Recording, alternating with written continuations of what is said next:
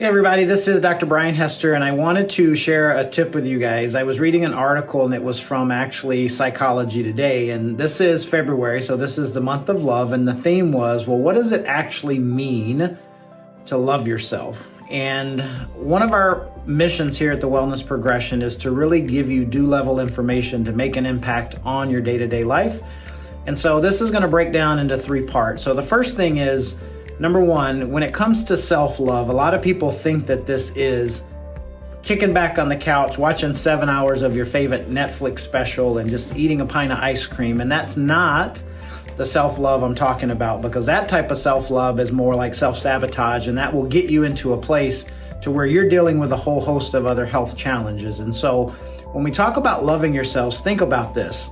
We will say things to ourselves that we would never, ever, ever say to one of our friends or anybody in our family, whether it's about our appearance, it's about our physique, it's about our attitudes. We will say really, really harsh things to ourselves. And one of the things I will tell you is that you've got an opportunity to put really good stuff in here. So do that day in and day out, because you can either build yourself up or you can either break yourself down. And so you've got to love yourself by your choice of words. Then the second thing is that you want to deal with emotions. And a lot of people use this, and I'm going to relate this back to health, because a lot of people come across the situation and they don't know necessarily how to feel because they haven't really embraced those emotions. And so they'll use food, they'll use alcohol, they'll use addiction to actually allow them to feel a certain way. And then when that feeling goes away, whether it's drinking too much, eating too much, whether it's gambling, those kinds of things, well, when they come back down to their baseline, well, what do you know? We've got the same things that are still happening there. And so you've got to learn to deal with those emotions. And a term I use is called embrace the suck.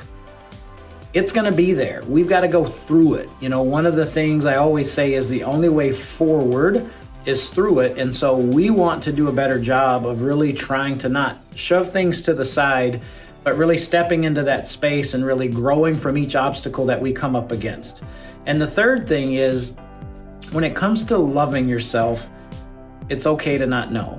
It's okay to not know everything. And it's okay to feel uncertain about some things. And so for this guy, the one thing that has really helped me in this space is prayer. There's been times in my life when I did everything my way. I made every choice, I made every decision, and I did it based on what Brian needed.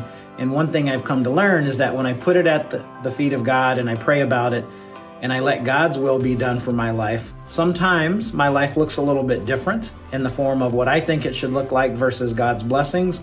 But what I do know is every time that I say a specific prayer for me and I give it time and I let God work and I continually show up and serve Him first and be authentic to myself, then it always is reiterated back to myself that I need to be kind in my words, I need to deal with emotional situations, and that it's okay not to know. We want to lean in, we want to lean into uncertainty. And so in this month of self-love, those are three easy things that you can do that'll allow you to do the best for yourself. So until next time, make it a great day.